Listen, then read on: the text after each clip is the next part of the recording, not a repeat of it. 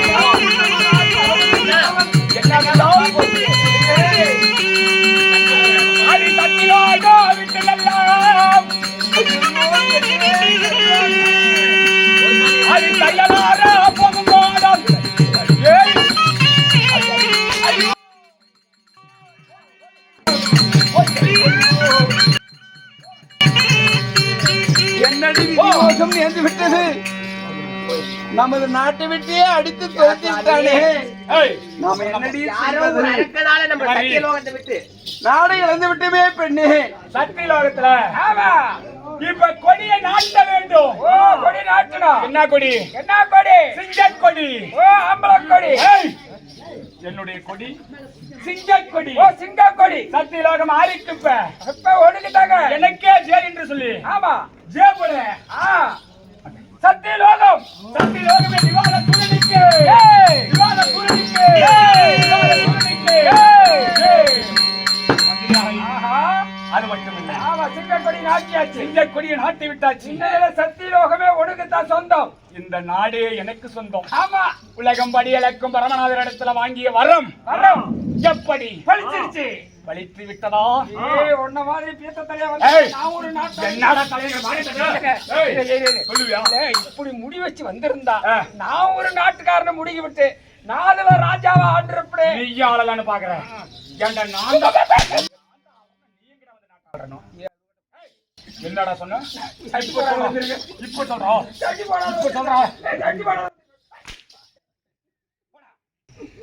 அது மட்டுமில்லை. ஆமா உலகம் படியலைக்கும் பரமநாதர நான் வாங்கிய வரம் வரம் எனக்கு வெற்றியாகிவிட்டது. வெற்றி வீரனுக்கு, வெற்றியும் தோல்வியும் வீரனுக்கு சம்மதம். ஆனா நான் ஜெயித்த காரியம் ஜெயம் பெற்று வெற்றியோட வந்து விட்டேன். ஆனா இதற்கு மேல படி அளக்கும் பரமநாதர் கிட்ட போவே தேவையில்லை. ஏன்னா நாம ஒரு இடத்துக்கு போலாம். ஆனா அவர்கிட்ட வர வாங்கினேன். ஆமா, இதற்கு மேல செத்த பாம்புக்கு சமம் அவன். வடி அளக்கும் பரம கடவுள் வந்து செத்த பாம்புக்கு சமமா இருக்க வேண்டும். ஆமா, அவங்கிட்ட எதுவுமே இனிமே இல்ல. வரத்தை கொடுத்து விட்டான், வரத்தையே கொடுத்துட்டானே. இதற்கு மேல அவங்கிட்ட என்ன இருக்குது? இனிமேல் இன்னொரு இடத்துக்கு போகணும். இன்னொரு இடத்துக்கு சத்தியலோகத்தை இப்ப வந்து உன்னுடைய நாடு ஆகி போச்சு. ஆனா எனக்கு ஒரு யோசனை. வைகுந்தம் போனோம்னா அந்த கண்ணனை நாராயணமூர்த்தியை சிறைபிடிக்க வேண்டும். அப்படியா? வைகுந்தம் போலாமா? அப்படியா? ஏய், நான் அதுக்குள்ளார ஒரு நாடு சொல்றேன். அப்படியா? ஆமா. என்ன நாடு? வைகுந்தங்க அப்புறம் போய்க்கலாம். இப்ப நம்ம டெல்லி அஸ்தாபுரம் போலாமான்றேன். டெல்லிக்கு போலாமா? எங்கடா போலாங்கற? ஏண்டா டேய், நான் சொல்றத கேளு. டெல்லிக்கு போய் மோடி தாத்தார போய் அவன அடி அடிச்சு டெல்லி விட்டு ஓடி போடுறா. ஏய், கொண்டு போடுவோம். அப்படியே அந்த டெல்லி நமக்கு சொந்தமாயிட. பாராளுமன்றத்துல நீ தான் பெரிய ஆளு. இப்ப நான் இங்கேயே பெரிய ஆள் ஆயிட்டேன். டெல்லிக்கு போகணுங்கிறதே இல்ல. இங்க டெல்லிக்கு போகணுங்கிற அவசியமே இல்ல. இங்கேயே பெரிய ஆளு. ஏரோப்ளேன்ல போகணும். அதுக்கு நான் அங்கெல்லாம் போக தேவையில்ல. வைகுந்தம் போலாம். ஓடியா போலாம். ஓட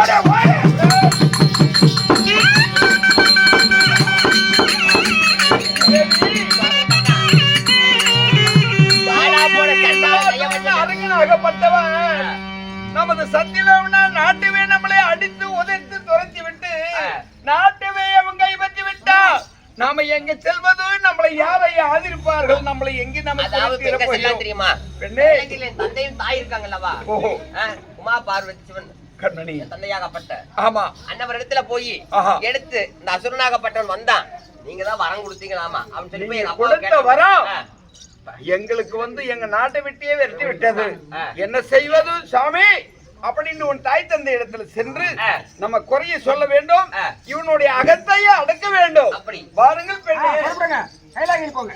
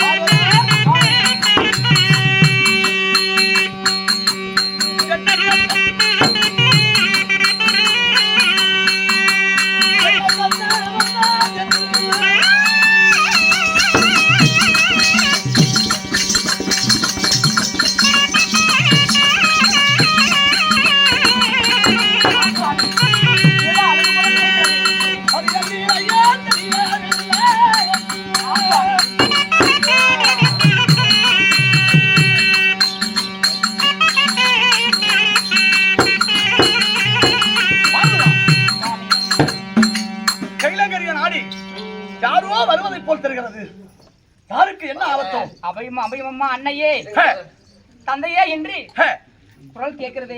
அன்னையே மாமா என்று வருகிறார்களே. அப்படியா? மாமா அப்பா தேவா. அப்படியா? கலைவாணி செல்லமே வந்தன வந்தனமே மாமா.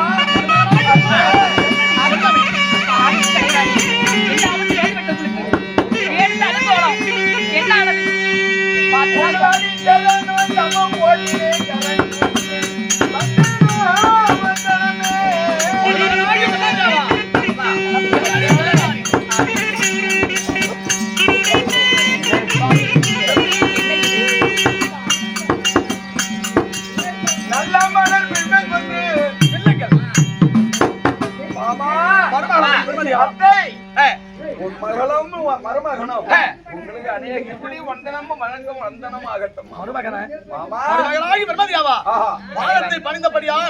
ஒரு சந்தோஷம் இல்லாமல் அன்ன வாகனம் இருக்க தன்னம் தன்மையாக கண்மணியாகிய கலைவாணியோ இருவரும் இப்படி தன்மையாக அடிபட்ட நாகம் போல் அடிபட்ட மான் போல் இப்படி அழுது புலம்பிக் கொண்டு வருகிறாயே என்னப்பா உங்களுக்கு கஷ்டம்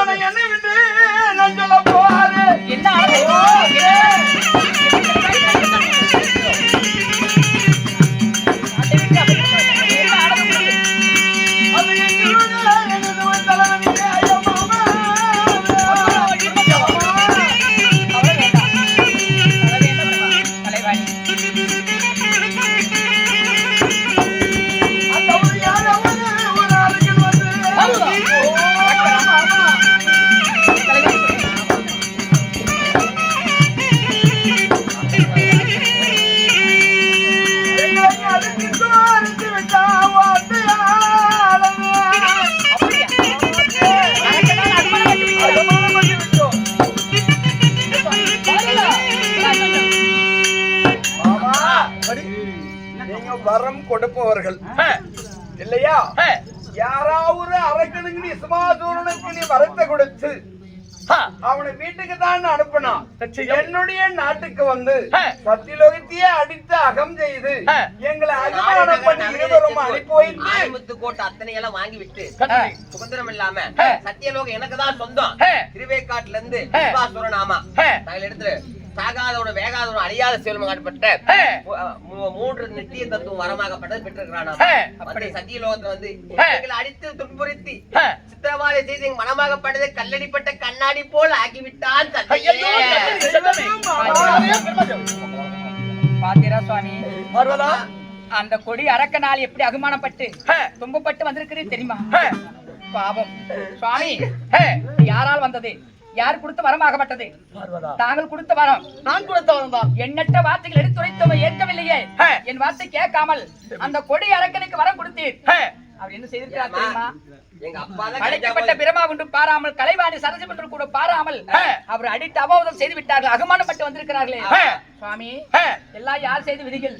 போட்டு பண்ணிக்கிறேன்.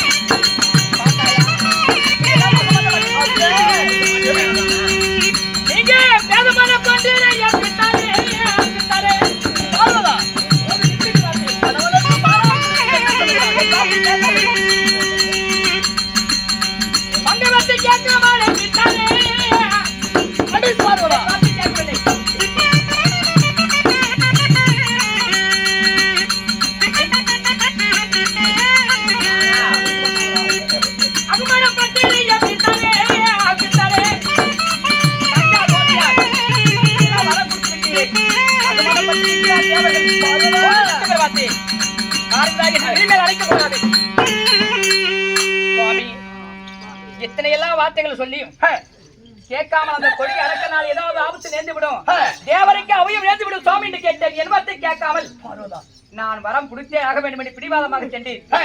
போக வேண்டாம் என்று மன்னாண்டு சொன்னேன். என் வார்த்தை கேட்கிறா?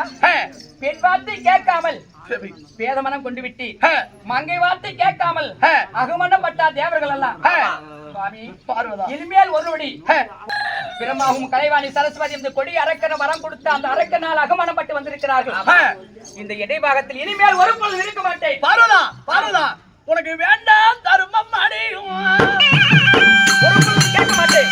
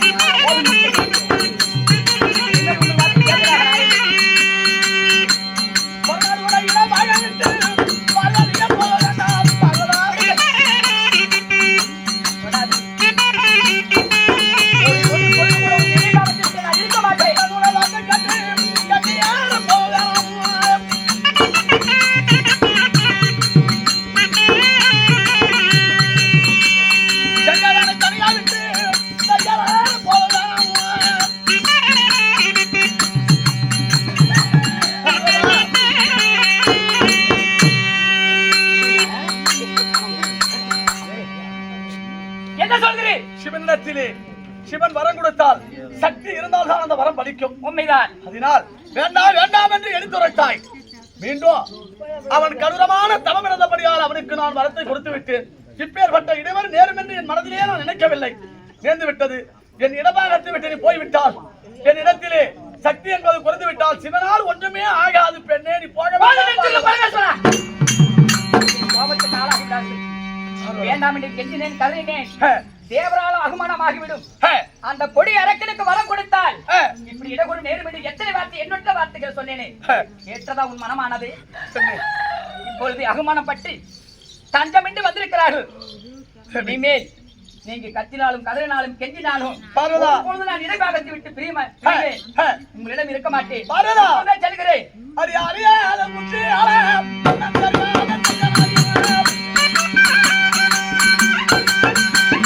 ஒப்புக்கொள்ள மாட்டேன்.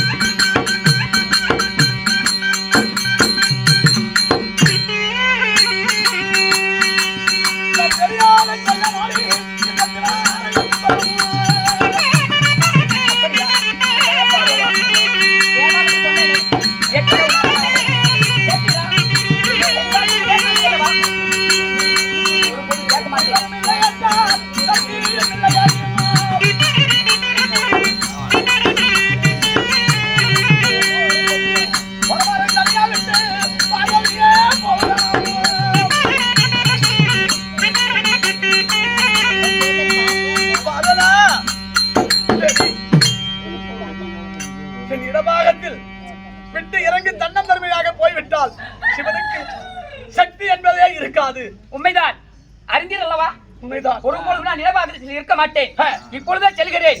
தங்களாகப்பட்டது எந்த பக்தராவது எந்த தேவராவது மாடெடுப்பிற்கு மக்களாவது தஞ்சம் என்று நாடி வந்து வரம் கேட்டால் தாங்கள் கொடுத்த வரத்துக்கு சத்தியம் இல்லாமல் போகணும். உடல் மட்டும்தான் தாங்கள் நடப்பினமாக இருக்கக்கூடிய தாங்கள் ஒரு மனிதனாகத்தான் இருக்க வேண்டும். எந்த சத்தியம் இல்லாமல் சத்தியெல்லாம் இழந்து தன்னந்தனி அவங்க தவிப்பீர்கள். என் வரத்தை கேட்கவில்லை அல்லவா? போகிறேன், செல்கிறேன்.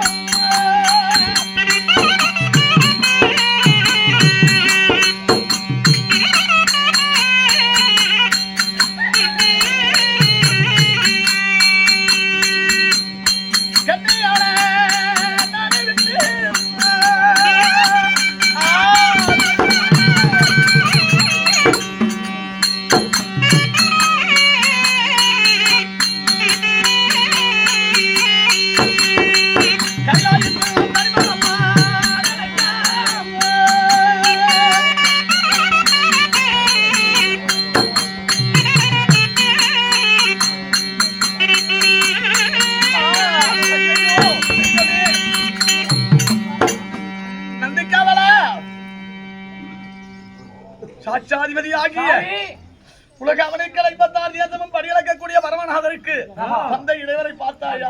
பாவத்தே கொடுக்க வேண்டாம் என்று சொன்னனே.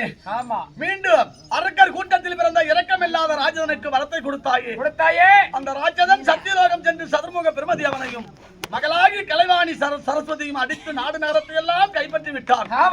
இன்றைக்கு அவனை அடிப்பான், நாளைக்கு நம்மளை தேடி வருவான், நம்மளை அடிப்பான். அதனால் உலகத்திலே சக்தி என்னும் வாராமல் நீ போக வேண்டாம் என்று சொல்லி வரத்தை கொடுத்தாயே.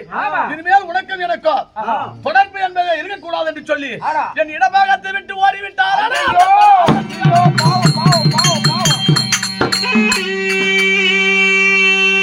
அடிபட்ட மான் போல், கல்லில் விழுந்த தேரை போல், இடிகட்ட நாகம் போல் இந்த கைலாயத்திலே சக்தி இல்லை என்றால் சிவனால் நடக்கவும் முடியாது, ஒன்றுமே ஆகாது.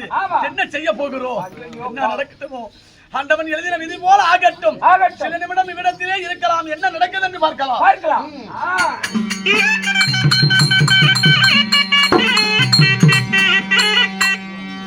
என்றால் கண்மணி சுவாமி மன்னா, அதாவது என் தாய் உன்னுடைய தந்தையார் தாய் தந்தையால ஆ. சத்தியெல்லாமா இழந்து எங்க அம்மா நம்மளை மலையாள தேசம் காப்பாத்த- போயிட்டாங்க. உங்க அம்மா தந்தையாருக்கு போயிட்டாங்க. சக்தி எதுவுமே கிடையாது. உன் தந்தையோ பித்து போல அலைஞ்சிட்டு இருக்காரு. ஆமா. நம்மளை காப்பாற்ற வழி இல்லை. சரி. இப்ப என்ன செய்ய தெரியுமா? ஆ. நேரா வைகுந்தம் என் தாய் தந்தை இடத்த போகலாம். என் மாமனார் என் இடத்துல. தந்தையாரால என்னை காப்பாற்ற முடியுமா? நம்மளால சிறைமேற்ற முடியும். அப்படியா? வாருங்கள் அதை போகலாம். சொல்லுங்க. போடு.